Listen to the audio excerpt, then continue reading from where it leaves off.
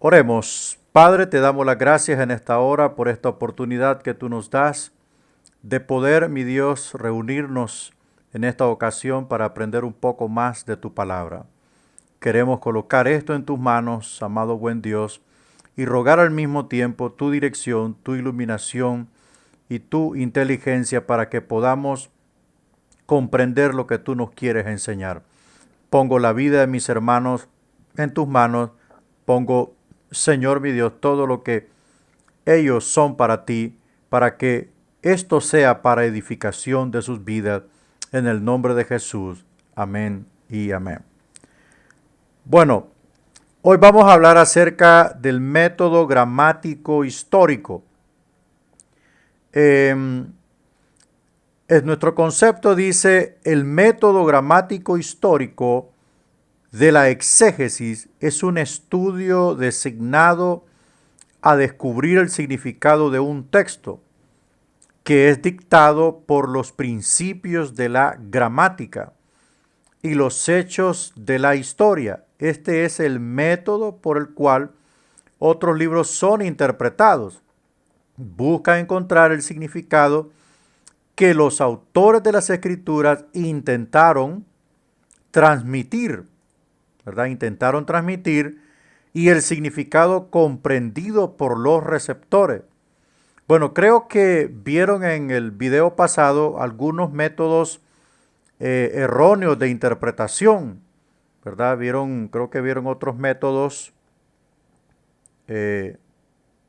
Vamos a ver aquí algunos modos de interpretación, por ejemplo, el método fragmentario, el método dogmático.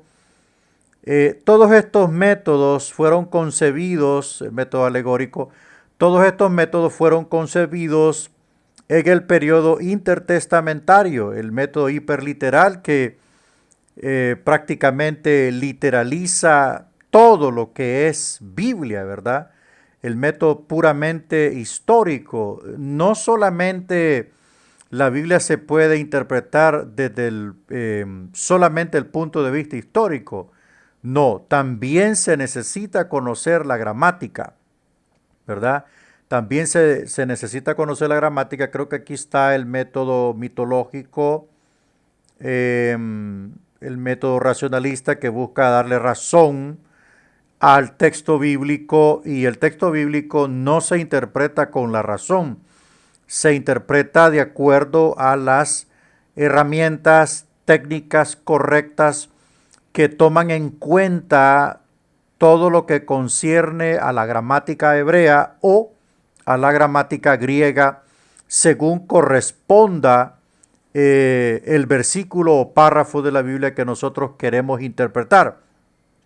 Creo que también vieron ustedes el método alegórico, que este método es el que utiliza la Iglesia Católica Romana para interpretar. El problema del método alegórico es que este método espiritualiza el texto y deja a un lado todo lo que en sí quiso decir el autor, ¿verdad? Por ejemplo, en la actualidad hay mucha alegoría. Hay mucha iglesia que está utilizando, que está espiritualizando el texto bíblico. Le voy a poner un ejemplo. Por ejemplo, las 5 piedras que sacó David del arroyo para utilizarlas con su hondilla y así pelear contra el gigante Goliat. Los predicadores de hoy le dan una espiritualización a eso y dicen que esas 5 piedras son los 5 ministerios del Señor a la iglesia, y que la piedra que derrotó a Goliat es el ministerio apostólico. Entonces eso está tirado de la cabeza, porque cuando nosotros ignoramos la gramática, entonces dejamos esa laguna inmensa de interpretación, en donde puede caber cualquier cosa. Puede caber una interpretación personal, puede caber una ideología, puede caber una ilusión, puede caber una intuición personal, un yo pienso, un yo creo, eso no es acertado en cuanto a interpretación de la palabra. A eso se le llama eisegesis, o sea, colocarle a la palabra. Y lo que nosotros queremos hacer es exégesis, extraer la verdad central del texto bíblico. Entonces, este método alegórico también es utilizado. Mira, hay un ejemplo, hay un caso que se está golpeando mucho.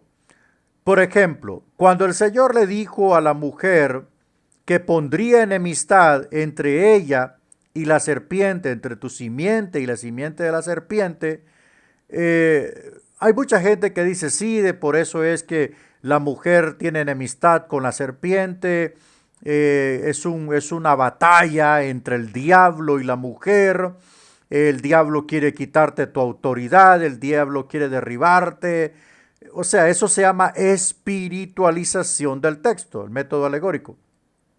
En ningún punto de lo que concierne a la gramática histórica está tratando de eso. Está el Señor profetizando un conflicto final entre el descendiente directo de la mujer, que esto es Jesucristo, y pues el descendiente directo o la simiente de la serpiente, porque si empezamos a interpretar de forma literal el texto, nos vamos a dar cuenta quién es el descendiente de una serpiente, pues otra serpiente, ¿verdad? Otra serpiente, pero no es así. Lo que el Señor está mostrando ahí es una simbolización del conflicto final que se vendría o que se viene. Primero dice que éste le mordería el calcañal y el descendiente de la mujer le aplastaría la cabeza. Entonces, cuando nosotros nos vamos a las escrituras y vemos la simbología bíblica y entendemos la simbología bíblica, nos damos cuenta que esto se cumplió en el hecho de la muerte de Cristo en la cruz. El diablo golpeó a Cristo matándolo en la cruz, pero la muerte de Cristo en la cruz simbolizó la derrota del diablo. ¿Por qué? Porque esa muerte en la cruz fue el precio que Dios pedía para que la humanidad se reconciliase con Él y no fuésemos a condenación eterna. Entonces, lo que simbolizó para el diablo una victoria momentánea fue al mismo tiempo su derrota eterna. Y cuando Cristo resucita de los muertos, fue totalmente finiquitada la victoria sobre el poder del diablo. Ahora, pero esto va más allá. Amén. Esto va más allá. Mire cómo son las cosas. Esto va más allá. Entonces, pero ¿quién es la simiente de la serpiente? Todavía la pregunta está en el aire. Ya definimos que la simiente de la mujer es Cristo. Todo lo que se desprendió sanguíneamente de la mujer, esto es Eva, se desencadenó hasta Cristo. La simiente de la mujer, el único que tendría el poder para derrotar a Lucifer. Pero ¿quién es la simiente de la serpiente o de Lucifer en términos simbólicos?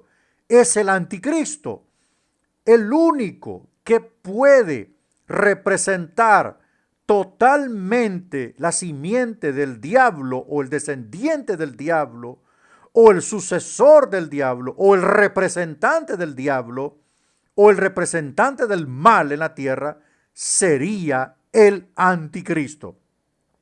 Entonces, todas estas cosas, cuando nosotros ignoramos el método correcto de interpretación, ¿verdad? Cuando ignoramos el método correcto de interpretación, fallamos, ¿verdad? Le damos un cauce distinto a la interpretación correcta de las escrituras. Este método gramático histórico nos dice aquí que busca, ¿verdad? Busca encontrar lo que el autor quiso decir. Cuando nosotros entremos a la exégesis práctica o la parte práctica de este curso, usted se va a dar cuenta Por ejemplo, quiénes eran los destinatarios del escritor, cuál era el trasfondo histórico del momento de la carta o del escrito o del evangelio, a quiénes iba dirigido ese evangelio o esa epístola o esa carta, a quiénes iba dirigido, cuál era la condición que existía en ese momento, cuál era el trasfondo religioso, qué quiso decir el autor, porque muchas veces hemos interpretado esto desde el punto de vista del intérprete, y esto debe de interpretarse desde el punto de vista del escritor. Entonces el método gramático histórico nos ayuda a comprender todo lo que concierne a la composición de las palabras. Recuerde que nosotros los gentiles u occidentales no tenemos el mismo lenguaje, ni la misma escritura, ni la misma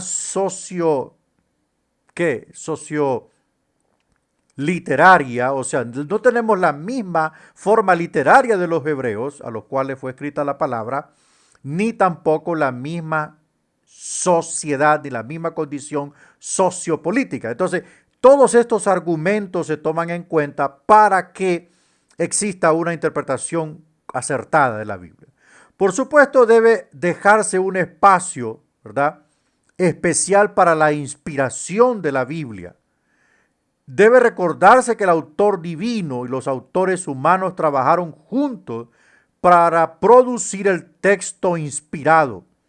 Esto da lugar a la posibilidad que en ocasiones las escrituras pueden tener un significado que excede la comprensión del autor humano. En un sentido más amplio, es decir, ver Primera de Pedro 1, 10 al 12, donde debe hacerse provisión para dicha situación. Vamos a ver, por favor, léame allí, hermano santo, no sé si tiene la Biblia ahí usted. ¿Trajo Biblia o no trajo Biblia? ¿Qué dice Primera de Pedro 1, 10 al 12? Vamos a ver qué dice Primera de Pedro, porque no podemos negar ni ignorar que la Biblia fue inspirada. La Biblia fue inspirada. Primera de Pedro 1, 10 al 12. Dice: los profetas que profetizaron de la gracia destinada a vosotros inquirieron, o sea, indagaron, investigaron, se fueron a fondo. Mire, diligentemente indagaron acerca de esta salvación. Estaban ellos convencidos, escudriñando, dice, qué persona y qué tiempo indicaba el Espíritu de Cristo que estaba en ellos. O sea, ellos estaban al tanto, estaban vigilantes. ¿Cómo y qué, en qué momento ocurriría esto? El cual anunciaba de antemano los sufrimientos de Cristo y las glorias que vendrían tras ellos. A esto se les reveló que no para sí mismos, sino para nosotros, administraban las cosas que ahora os son anunciadas por los que os han predicado el Evangelio, por el Espíritu Santo enviado del cielo, cosas en las cuales anhelan mirar los ángeles. Esta ministración de la palabra de Dios a nosotros los gentiles debe de comprenderse como un privilegio de parte de Dios para nosotros. Dios nos ha encomendado su santo evangelio, pero este santo evangelio tiene un código, tiene una escritura inspirada en la cual se basa toda la revelación del evangelio, toda la base de su autoridad está en la palabra. Entonces nosotros estamos como comprometidos a hacer una correcta interpretación de la escritura. También dice aquí, debe hacerse provisión especial para la prerrogativa del Espíritu Santo como el intérprete final del Espíritu, o sea, de la Escritura. Ningún intérprete puede sacar del camino al Espíritu Santo. Ningún intérprete puede decir, no, yo no voy a orar, yo no voy a ayunar, yo no le voy a pedir a Dios que me revele. No. Ningún intérprete lo puede hacer. ¿Por qué? Porque el que inspiró la Biblia es el Espíritu Santo. Por lo tanto, Él trae a nosotros la influencia de Él. Él trae a nosotros la elevación para que podamos nosotros comprender esa iluminación correcta, para que nosotros podamos comprender lo que Él nos quiere decir. Ahora, cuando aplicamos la exégesis correcta, encontramos no solo lo que nos quiere decir, sino más riqueza de la que está a simple vista. Así como la Biblia es un libro divino, humano con el elemento divino, sorprendiéndose al humano, ambas perspectivas son necesarias para una interpretación adecuada de esta. O sea, por un lado, la dirección del Espíritu Santo. Siempre debemos buscar la iluminación del Señor. Creo que cuando vamos a predicar, la gente dice, no, yo me metí en ayuno, yo me metí 3 días en ayuno, yo me metí en oración profunda, porque hay que buscar la dirección del Espíritu Santo. Y por otro lado está la formación, la preparación. Por ejemplo, tomar en cuenta el contexto inmediato del versículo a interpretar.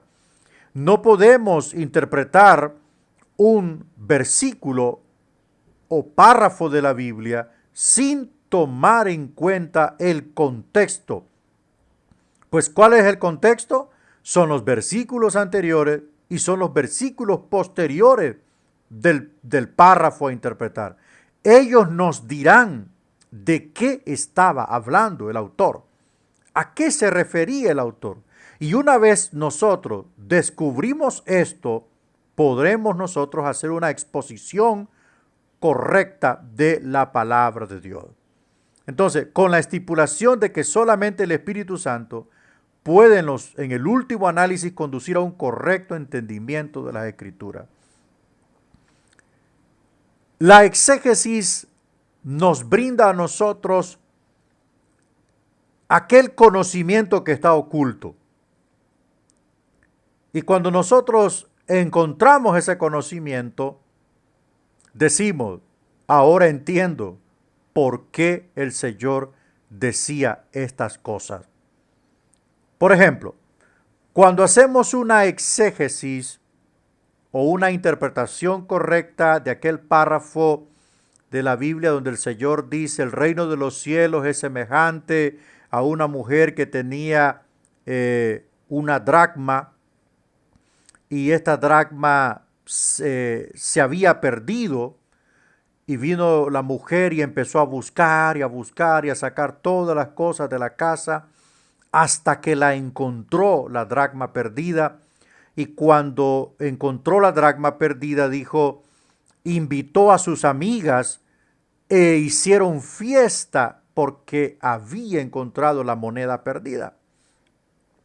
Entonces, Jesús hace una comparativa con relación a la conversión de una persona. El Señor hace una fiesta en el cielo. Pero ¿qué pasa? ¿Cuál es el secreto de la dracma perdida? Cuando nosotros hacemos una correcta exégesis de la Biblia y tomamos en cuenta un libro que se llama Usos y Costumbres de las Tierras Bíblicas, y yo se lo voy a compartir en PDF, nos encontramos que la costumbre de aquel tiempo era que la mujer cuidaba el dinero en el Medio Oriente, y si la mujer perdía el dinero, el hombre vendría y agarraría una vara y la golpearía en medio de la sociedad. Entonces, la vergüenza, el dolor y el sufrimiento que sentiría esta mujer sería increíble. Por eso es que cuando la mujer pierde la moneda en la parábola del Señor, cuando la mujer pierde la moneda, inmediatamente empezó a buscarla, porque sabía que la ira de su esposo vendría contra ella. Y cuando invita a las amigas a la fiesta, que era una fiesta de gozo, no era una fiesta de comida, era una fiesta de gozo, era una fiesta de empatía, era una fiesta de amistad. Las amigas sabían que si no encontraba esa moneda, entonces la ira del esposo caería sobre la señora. Allí nos damos cuenta del por qué Jesús construye un argumento parabólico con una costumbre del Medio Oriente y nos da una enseñanza acerca de lo que concierne a la búsqueda incesante de aquella moneda valiosa. Era una moneda valiosa. Así decía Jesús, así es el hombre para con Dios. Es valioso. Entonces, todas estas herramientas nos ayudan a comprender el texto, ¿verdad? Nos ayudan. ¿Y cuántas veces hemos predicado de la moneda perdida? ¿Cuántas veces le hemos dicho, y la moneda perdida, y que el dracma, y que la señora fue diligente, y que la señora hizo de todo, se esforzó, pero nunca dijimos cuál era el meollo del asunto, el porqué de esto? Entonces, nosotros tenemos que tomar en cuenta todo esto. Para hacer una exégesis hay que leer mucho. Hay que leer mucho, hermano. Veamos inciso B, la práctica. Otro elemento importante para que el método gramático histórico nos ayude.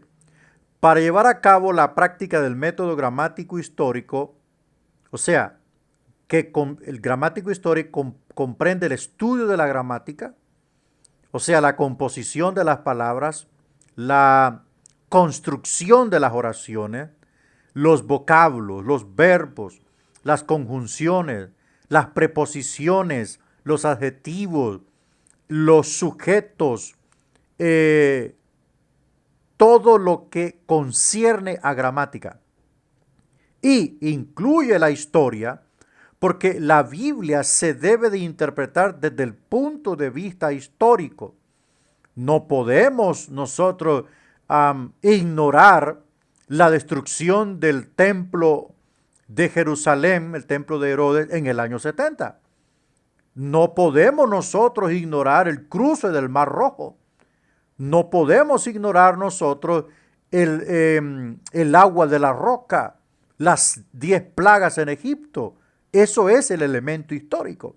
Entonces, este método que incluye los dos campos nos ayuda a tener un panorama claro de la interpretación bíblica.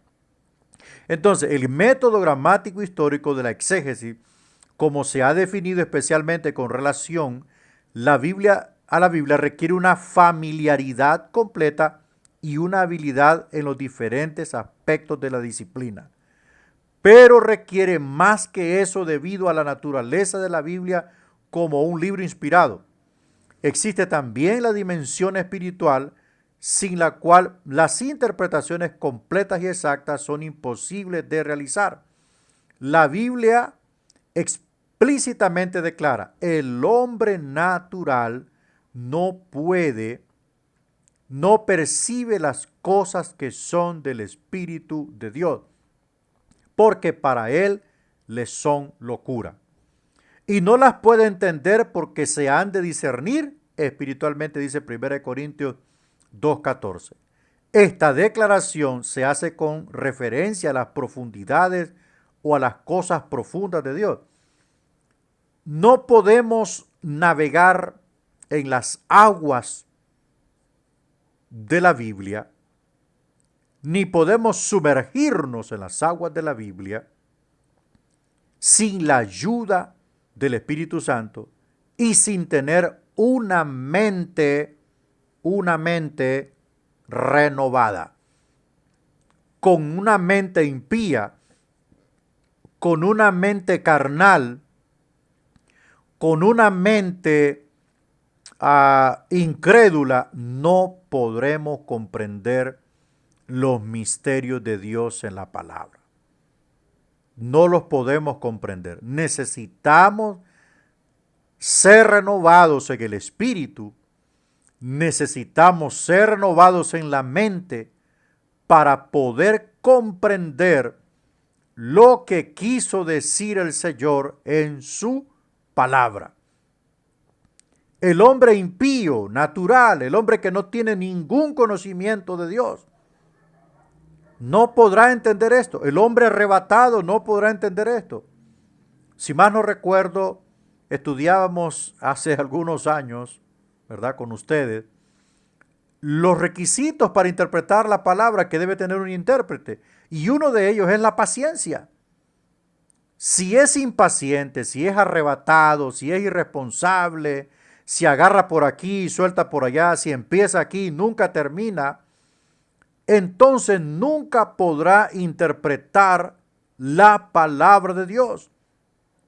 Empezará, pero no va a terminar. Otra cosa, estudiamos que este intérprete debe tener respeto por las escrituras. Debe tener ese respeto. Saber empezar, amén, saber empezar por lo sencillo. Empezar por lo sencillo y después ir avanzando hacia las partes más difíciles de la palabra. Porque la palabra de Dios es como una mina gigante, una mina llena de los minerales más preciosos que existen. Algunos están encimita, pero los más caros, los más valiosos están en lo profundo. Entonces, necesitamos nosotros tener esa hambre, ese anhelo ferviente de querer conocer las profundidades de la palabra, pero para eso tenemos que ser disciplinados. Entonces, estas profundidades han sido reveladas a través de los hombres inspirados, como leíamos en Primera de Pedro. Dios inspiró a los autores sagrados a escribir. Y en esa inspiración vino la revelación de Dios, el cual quedó plasmada en las páginas de la Biblia. O sea, este hombre natural es uno que no es cristiano y por lo tanto no posee el Espíritu Santo. Por tanto, el conocimiento está cerrado para él. Veamos el método. Consiste de dos partes importantes. Mire, la preparación para la interpretación y la interpretación apropiada. Dos partes. La preparación para la interpretación. Primero, preparación para la interpretación. El paso preparación para la interpretación pudiera también ser llamado el paso de observación. O sea, es cuando nosotros analizamos. Antes de llegar al paso de preparación, uno idealmente ya ha establecido asuntos relacionados con lo canónico, o sea, con lo que fue aprobado, por los padres de la iglesia, por lo que es inspirado por Dios, trasfondos bíblicos, qué sucedió en ese tiempo, qué tipo de literatura existía.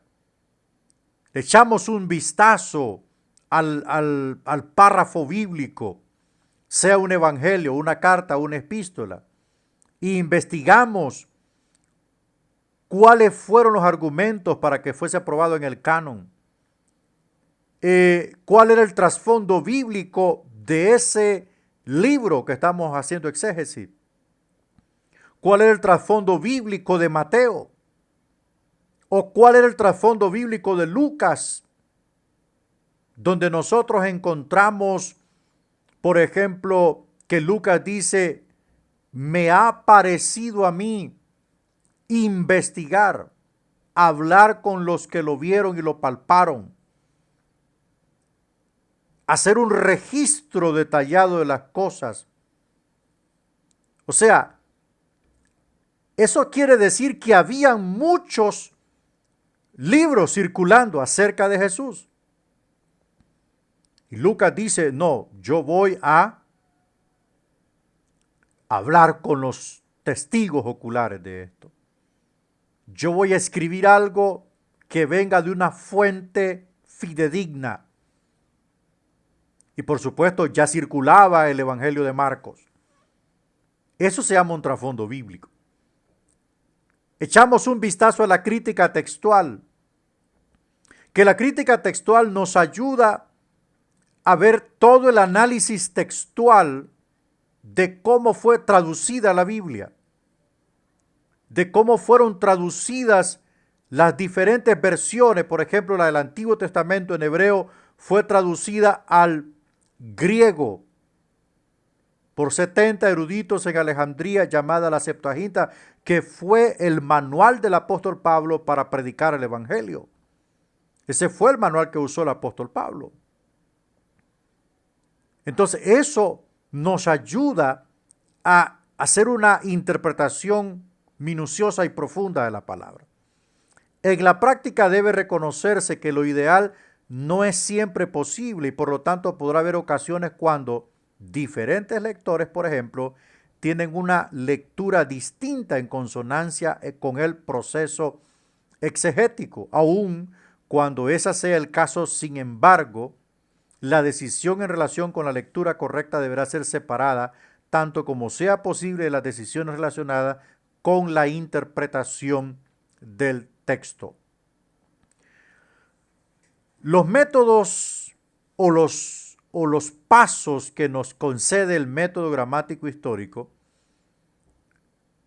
están tan comprobados que nos ayudan a ejercer una práctica correcta, una práctica segura. No es como cuando alguien va caminando en un lugar a oscuras que no puede ver nada, dice, no sé cómo voy aquí, voy a tientas. Entonces, estos métodos o estos pasos nos ayudan a dar pasos correctos en la interpretación de la Escritura.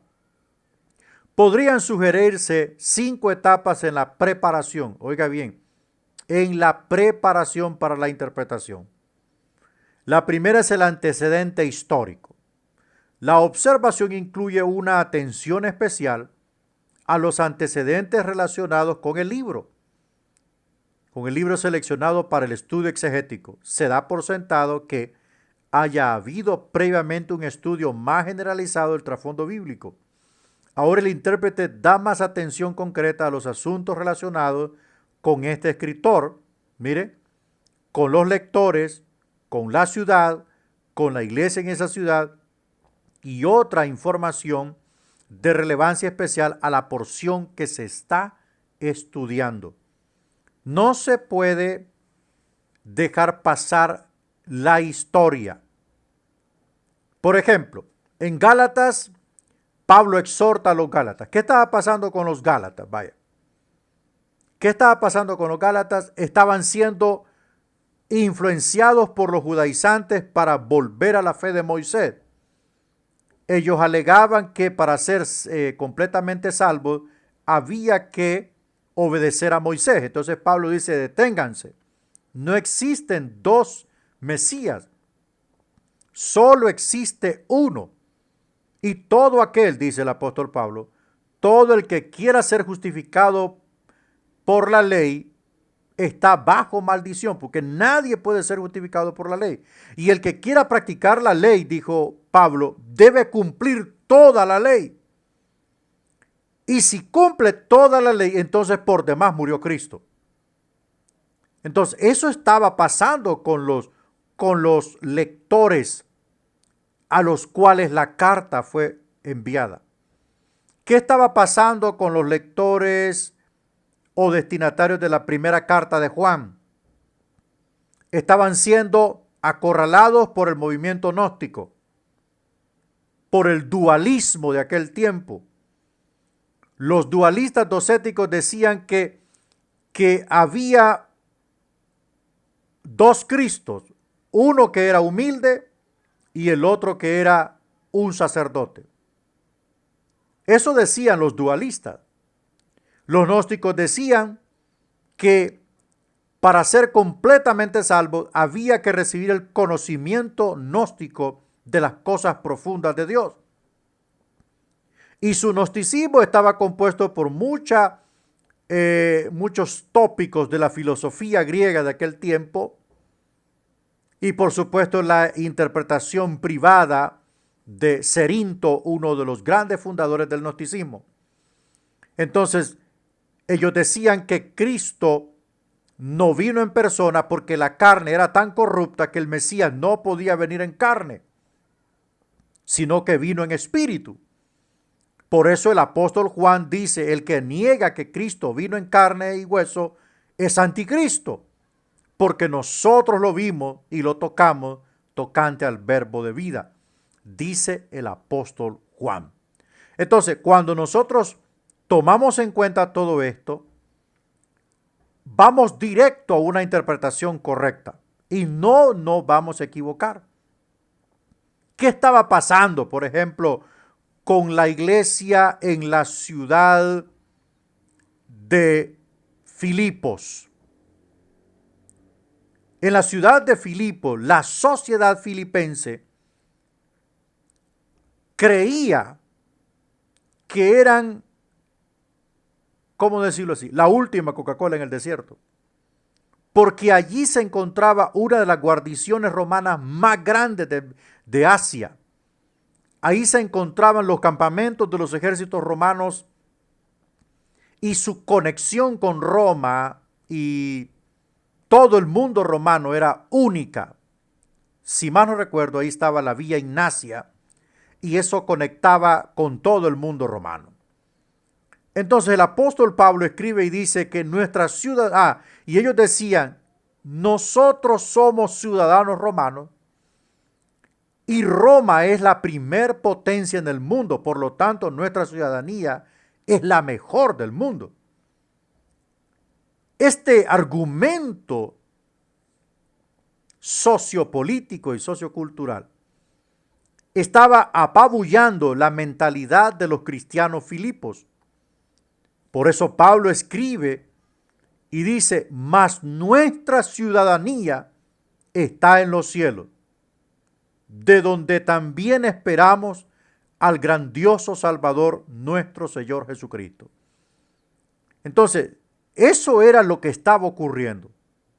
Mire, el antecedente histórico, cuando lo reconocemos y lo investigamos, el panorama del texto sagrado se empieza a dilucidar delante de nosotros. ¿Qué pasa con el texto griego? Con el antecedente histórico bien establecido, el exégeta debería proceder a familiarizarse con el texto griego. Bueno, con este asunto del texto griego, existen, ¿qué le digo?, diccionarios enciclopédicos, por ejemplo el BINE, ¿verdad? O el BINE, como le dicen otros, que tiene palabras en griego y palabras en hebreo. Este BINE le da hasta 3 o 4 posibles significados de sea un vocablo, sea un verbo en griego. Entonces, ¿qué sucede con esto, hermano? Sucede que al descubrir la palabra oscura en el texto, echamos un vistazo, si estamos en el Nuevo Testamento, si estamos en las cartas de Pablo, vamos a ir a donde está la sección del griego y eso nos va a ayudar a profundizar más en el texto. Y es muy probable, o es probable, que este BINE nos va a llevar a la concordancia Strong. Y la concordancia Strong nos tiene 2 panoramas, el hebreo y el griego. Entonces, a través de ese código que nos da allí el BINE, vamos a la Strong y en la Strong encontramos un significado más preciso y más profundo. Entonces, como no tenemos nosotros los manuscritos en griego, como no tenemos nosotros alcance o acceso al idioma griego, entonces lo que tenemos al alcance son los diccionarios enciclopédicos o teológicos en griego español. Esto es lo que podemos decir acerca del texto griego, porque lo correcto del texto griego sería conocer el idioma griego, tener acceso a, por decir así, a los nuevos testamentos que existen ahora, que se llaman interlineales. Por ejemplo, una línea en griego, otra línea en español. Una línea en griego y otra en español. Eso nos ayuda a profundizar. Pero, aún así, necesitamos conocer mucho del idioma griego. ¿Qué pasa con la revisión de las traducciones en castellano? Al llegar a estar más familiarizado con el texto griego, el exégeta debería pasar a familiarizarse con un número de traducciones en castellano. Un mínimo sería la versión Reina Valera 1960 y la Biblia de las Américas. Pero mientras más traducciones en castellano una persona pueda leer, mucho más aumentará su entendimiento del texto. Desde el punto de la observación, los ejemplos citados arriba son traducciones literales. Bueno, yo he tenido la virtud o la bendición de hacerme de algunas traducciones. Por ejemplo, tengo la Biblia textual, que es la que está bien cerca del manual original. Tengo la nueva traducción viviente y tengo la Reina Valera 1960. Tengo la Peshitta en arameo, que es del arameo al español. Pero estas traducciones, por eso le decía que el exégeta debe de tener paciencia. Por ejemplo, si está analizando el texto, ¿se acuerda que el texto que dice, generación de víboras, ¿quién os enseñó a huir de la ira venidera? Entonces yo estaba viendo las diferentes versiones y en las distintas versiones casi se sostenía lo mismo. Pero cuando cité un interlineal griego-español, no decía generación de víboras, decía nacidos de víboras, o sea, hijos de víboras. Entonces, estas traducciones tendrán siempre una variación. Las Biblias, como la nueva traducción viviente, lo que hacen es presentar el texto de una forma más clara, más sencilla, comprensible, ¿verdad? Comprensible. Entonces, nos ayuda, pero la Reina Valera 1960 es una de las traducciones más confiables. Pero la que ahorita en este momento es la que está dando mucho es la textual, cuarta edición, donde su traducción se desprende casi directamente del original griego y hebreo. Está también la Biblia del Oso en español. Esa Biblia del Oso anda costando 5,000, 7,000 empiras. ¿Por qué? Porque es la traducción, ese es como decir el eslabón de la cadena que une al original con la traducción en español. Entonces, pero hacer una consulta, si usted tiene varias versiones, ahora hay muchas versiones, muchas traducciones en PDF, en Google. Usted consulta el texto que está interpretando, usted consulta aquí, en las Américas, en la Reina Valera Gómez, en la Biblia Jerusalén, menos en la Biblia de los Testigos de Jehová, ¿verdad? No se vaya a ir ahí porque esos no tienen nada que ver. Peligroso, peligroso, ¿verdad? Ni tampoco el libro, ni tampoco la Biblia de los mormones. Tenga cuidado, eso no. Son traducciones de la Biblia nuestra, ¿verdad? Vamos a ver el siguiente, comentarios en griego. Después de haber examinado varias versiones en castellano, es conveniente seguir más adelante en la preparación para la interpretación. Oye, mire, prepararnos para interpretar. Todavía no hemos interpretado, hermano. Estamos recolectando todos los insumos. Estamos observando todo el panorama. ¿Qué es lo que tengo a la mano? ¿Qué es lo que me hace falta? Todo esto lo estamos recolectando, los comentarios en griego. Este es todavía el proceso de observación, no la interpretación en sí. Así, aquí el exégeta mira el trabajo de otros hombres con mira de aumentar su propio conocimiento del texto, no con el fin de formar conclusiones, no, sino de ampliar. Echamos un vistazo a los comentarios, por ejemplo, de John MacArthur, que ahorita ha tirado una colección de comentarios del Nuevo Testamento. Por ejemplo, un comentario exegético de un libro de la Biblia, donde incluye pues todo lo que estamos analizando aquí, gramática, historia, etcétera, etcétera. Ahí estamos deshilachando todo, desglosando todo, para poder hacer una interpretación correcta. Entonces, estos comentarios en griego nos ayudan a conocer cuál era el pensamiento griego. Bueno, el pensamiento griego era: el hombre entre más sabio es, más divino es. El hombre entre más filosofía adquiere, se vuelve más bello.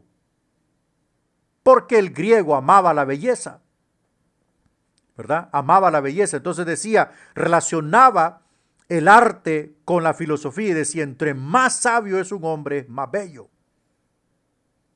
Es un hombre de alta posición. Por eso es que, escuche bien, por eso es que Lucas, que escribe a Teófilo, y Teófilo era griego, presenta a Jesús como el Hijo del Hombre. Y esta expresión resalta la perfección del ser humano en Cristo, no en el conocimiento, no en la sabiduría, no en la inteligencia humana, sino en Cristo, el Dios hombre sin pecado. Entonces Lucas dice, bueno, ustedes dicen que la filosofía perfecciona al hombre, aquí les presento al ser perfecto, Jesucristo, embestido de poder y autoridad, lleno del Espíritu Santo, que hizo prodigios y señales extraordinarias y que nunca pecó, nunca mintió, nunca falló, nunca cometió error, porque era el hombre perfecto, 100% hombre, 100% Dios. Si ustedes buscan la exaltación y la perfección a través del conocimiento, yo les presento al Dios hombre, Jesucristo, el Hijo del Hombre.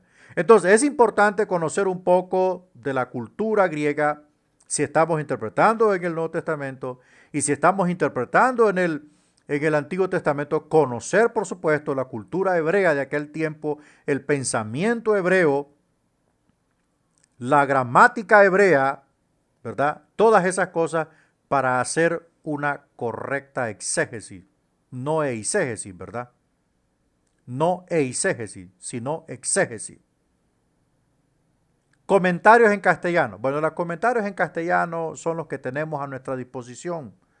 Son obras de arte hechos por grandes teólogos, ¿verdad? Por grandes teólogos. Grandes hombres que Dios usa, por ejemplo, John MacArthur. El otro es John Maxwell, ¿verdad? Matthew Henry. Son grandes teólogos. Francisco La Cueva, otro gran teólogo, que nos dejan mucha literatura teológica para poder profundizar el texto. Hombres que nacieron con una virtud de Dios, ¿verdad? Que construyeron la teología, que construyeron el dogma cristiano. Entonces es necesario consultar a estos grandes hombres. Ahora vamos a la interpretación apropiada. La interpretación en sí consiste de 5 partes. Exégesis léxica. Mire, ya aquí estamos en la parte práctica. Exégesis léxica, el estudio de las palabras. Por ejemplo, casa, en hebreo, la expresión mi casa en hebreo no es lo mismo que mi casa aquí. Mi casa en hebreo es mi familia, mi casa y yo. Y aquí en nuestro pensamiento occidental, mi casa se refiere a lo material, ¿verdad? Carne. Carne en nuestro pensamiento es un tajo de cerdo asado o una chuleta. Pero carne en la Biblia es otro significado. Puede ser humanidad, el género humano, puede ser una persona. También pueden ser los deseos perversos del corazón. Entonces, por lo tanto, necesitamos conocer, la léxica. Y este estudio de palabras nos ayudan los diccionarios exegéticos o diccionarios enciclopédicos que estudian las palabras y los vocablos. Exégesis sintáctica, síntesis y bosquejo, solución de las dificultades y la reevaluación. Algunos han sugerido que el paso de exégesis retórica después de la exégesis sintáctica, en la cual se analizan tipos de figuras de dicción, o sea, cómo se compusieron, cómo se conformaron los argumentos en el Nuevo Testamento, por decir así. ¿Qué figuras literarias se usaron? ¿Qué conjunciones existen? Por ejemplo, el pero en la Biblia. Y entonces, camino de un día. Todas esas son construcciones literarias que estudian las figuras de dicción. Y por decir así también, tenemos las mismas figuras del lenguaje figurado como la figura retórica, el símil, la metáfora, la parábola, el sinecdoque, la metonimia. Todas estas figuras literarias, cuando usted las conoce, usted entiende, amén, usted entiende lo que es la exégesis.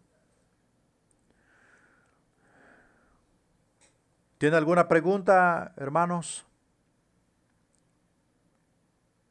¿Vamos bien hasta aquí? ¿Alguna pregunta o alguna duda?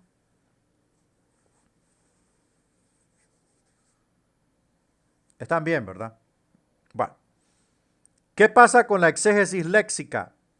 Estudio de las palabras. Las palabras individuales de la Escritura han sostenido una fascinación única para todos los que han estado conectados con el cristianismo por muchos años, especialmente quienes se adhieren al punto de vista de la inspiración verbal. La investigación de las palabras es la tarea de la exégesis léxica. Ahí empezamos nosotros a conocer cada palabra. Empezamos a conocer nosotros estas palabras. Y este conocimiento de las palabras, por ejemplo, hay una palabra en un texto que dice, sed vosotros perfectos como vuestro Padre que está en los cielos es perfecto. Y yo le pregunto a usted en esta hora, ¿usted es perfecto igual a Dios? ¿Verdad que es imposible? Es imposible ser perfecto igual a Dios. Entonces ahí la palabra perfecto en arameo tiene otro significado. La palabra perfecto en griego tiene otro significado. Que redondeando el significado, llegamos a la conclusión de que lo que Cristo estaba hablando aquí, según su contexto, es que debíamos llegar a la madurez espiritual. Debíamos llegar a esa madurez. O sea, ahí la palabra perfecto significa estar completo. Y el que es maduro espiritual No ocupa que lo anden empujando, no ocupa que lo anden llamando, no ocupan que le digan, hermano, tiene reunión a tal hora, hermano, hay que organizar el culto de misiones, hay que organizar las células, hermano, tiene que coordinar la llegada de los hermanos al culto. No, el que es maduro está completo, en el sentido de que no necesita que lo anden empujando. Ese es el significado. Entonces, esa palabra clave, al descubrirla nosotros, desenvolvemos el significado del texto. Y vio Dios la tierra,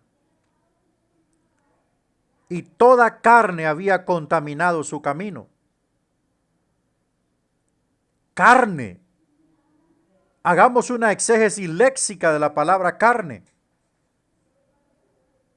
Esa palabra allí es donde está el cortocircuito interpretativo. Tengo que descifrarla para darme cuenta de qué está hablando el Señor. Entonces yo voy, y como es en Génesis, yo voy a investigar al Antiguo Testamento, y si no está en el Antiguo Testamento, pues en el hebreo yo me voy al griego, y en el griego encuentro la palabra sarsk, que significa personas, género humano, humanidad. Entonces no está hablando de carne literal como se nos viene a la mente. Está hablando del ser humano, y todo ser humano había corrompido su camino. ¿Verdad? Todo ser humano había corrompido su camino. Entonces es importante la exégesis léxica. También es importante las concordancias. Bueno, el asunto de las concordancias tiene que tener cuidado, porque en las concordancias recuerde que usted se va por la palabra. Y solo porque la palabra casa en un lugar, por ejemplo, la casa de Jehová, allí estaba hablando del templo de Dios. La casa de Aarón, está hablando de la descendencia de Aarón, pero ya va cambiando el significado. Hay que tener cuidado, porque allí podemos distorsionar el argumento interpretativo, y ya la conexión que debe existir ya se rompe. ¿Por qué? Porque en un texto, a pesar de que diga casa, ya no está significando lo mismo. ¿Verdad? Ya no está significando lo mismo. Entonces hay que tener mucho cuidado con las concordancias. Hay que analizar las concordancias con una forma un poquito más minuciosa, hasta que encontremos, por supuesto, las concordancias correctas. ¿Qué pasa con los léxicos? Se utilizan para proporcionar la etimología de una palabra, o sea, el origen de la palabra. Los diccionarios léxicos nos ayudan a encontrar el origen de la palabra, que fíjese que el Vine nos aporta esto también. Es una bendición este diccionario enciclopédico, el Vine, nos ayuda a encontrar la raíz, ¿verdad? Para clasificar sus usos y dar información con relación a los sinónimos. Por ejemplo, cuando clasificamos los usos es porque encontramos varios significados.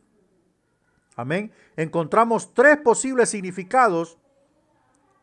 ¿Y qué es lo que tenemos que hacer nosotros? Analizar los 3 significados, y de uno de esos 3 significados vamos a tomar uno para encajarlo en el texto.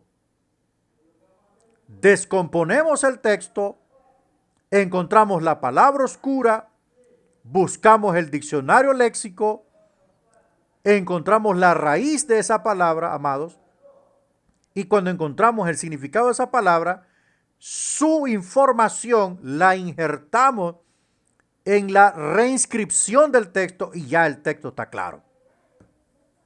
Ya el texto está claro, ¿verdad? Por eso es importante que este asunto de la exégesis la hagamos con con tiempo, ¿verdad? Se necesita un espacio apropiado para hacer exégesis, que no hayan gallinas, que no hayan gansos, que no haya nada de bulla, que usted esté concentrado. Amén. Que usted esté concentrado, que nadie esté ahí interrumpiéndole, porque usted puede perder la ruta correcta de la interpretación. Diccionarios y enciclopedias de la Biblia, ya lo dijimos. Estos diccionarios nos ayudan mucho, ¿verdad? Porque especialmente tiene que ver mucho, siempre toma en cuenta la casa editorial. Por ejemplo, Portavoz, CLIE, Unilit, Vida, por ejemplo, la casa Thomas Nelson de Nashville, Tennessee. Son casas editoriales muy, muy confiables. Muy confiables. Entonces, estos manuales o recursos que están en la web, por supuesto, la concordancia Strong está en la web, el diccionario Vine está en la web, eso nos va a ayudar mucho a la interpretación. Trabajos exegéticos críticos. O sea, estos trabajos son, por ejemplo, obras que han hecho, como les decía yo, por ejemplo, John MacArthur ha hecho unos trabajos excelentes en cuanto a un comentario exegético del Nuevo Testamento, del Antiguo Testamento. Yo le garantizo, por ejemplo, Francisco La Cueva, ¿verdad? Un teólogo que yo lo admiro mucho, tiene un enorme conocimiento. El doctor Mayer Perman, escritor del libro de Teología Sistemática, otro gran teólogo, que estos hombres, hermanos, fueron iluminados por el Señor para construir estos trabajos, estos libros que ahora tenemos para nuestro enriquecimiento personal. ¿Qué pasa con la exégesis sintáctica, que estudia la sintaxis? Bueno, después que la exégesis léxica ha sido ejecutada, que es el estudio de las palabras, el próximo paso es la exégesis sintáctica. Sin este paso, la interpretación sería saturada de un alto grado de confusión. Cualquier palabra situada por sí sola es capaz de proporcionar un número de significados. O sea, sola la palabra puede tirar muchos significados. Pero ¿qué estudia la sintaxis? Estudia el comportamiento de una palabra con otra, ¿verdad? Con otra. Por ejemplo, casa, si dejamos la palabra casa, le va a tirar un montón de significados. Pero si decimos mi casa, mire, mi casa ya es distinto. Ya va acompañada de otra palabra. Entonces es allí donde la exégesis sintáctica nos ayuda a identificar cuál es el ordenamiento, el comportamiento y el mismo significado de una palabra acompañada de otras o en una oración. Creo que en hermenéutica estudiamos una de las reglas, tome en consideración las palabras según el sentido que indica la frase, no se me olvida. Mire, según el sentido que indica la frase. Así estudiamos la palabra, esa palabra. Y hay otra regla que dice, tome las palabras según el sentido que indica el contexto. Si interpretamos el texto sin el contexto, es puro pretexto. Vamos a salir fuera, ¿verdad? Salimos fuera. Vamos a ir a parar como aquellos pastores que se han inventado la unción del martillo de Thor. Mire, paran a toda la gente enfrente, ya está con un martillo de madera, ¿ve? Dándole en la cabeza. Recibe la unción de Thor. Se le zafa ese martillo, hermano, se desmayó el pobre cristiano. Entonces, hay que tomar en cuenta cómo van las palabras. Bueno, aquí vamos a terminar la clase. Figuras retóricas del idioma hebreo la dejamos para mañana. Recuerde, mañana. Mañana continuamos con esto. ¿Ok? Mañana continuamos con esto. Y como solo son 4 clases, 4 videos, ya vimos uno. ¿verdad? Que les publique ahorita este, mañana el otro. Mañana terminamos la figura retórica y el lunes les voy a publicar ya el video donde está la práctica, que ese está clarito, ese está bien clarito. Ese no ocupa hacerle nada. Ese está bien clarito. Todo lo que son los pasos para una exégesis. Yo le sugiero que lo vea unos 2 veces porque le voy a pedir un trabajito exegético, ¿verdad? Para que ustedes lo puedan hacer y me lo puedan enviar. No se preocupen. Estaba viendo que el 22, el sábado 22 de julio comienza el curso de consejería cristiana. Sí, ese curso lo tienen que sacar ustedes, ya es de cuarto año, para que ustedes entren ya en línea a lo que es cuarto año. Bueno, solo déjenme terminar esto aquí